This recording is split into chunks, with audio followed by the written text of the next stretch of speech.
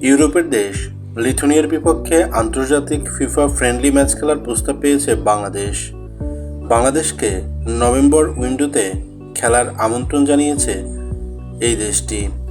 তবে এখন এটা সম্পূর্ণ নির্ভর করছে বাফুফের উপরে। লিথুয়ানিয়ার বর্তমান ফিফা র্যাঙ্কিং 148।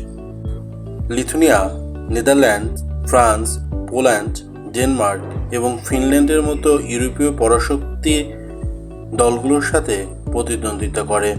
2008 সালের অক্টোবর মাসে তারা ফুটবল ইতিহাসে সর্বোচ্চ 37তম ফিফা র্যাঙ্কিংয়ে জায়গা করে নিয়েছিল। এভাবে ইউরোপীয় দলগুলোর সাথে প্রতিনিয়ত খেলতে পারলে উন্নতি করা সম্ভব কিনা এ ব্যাপারে আপনাদের সুচিন্তিত মতামত চাই।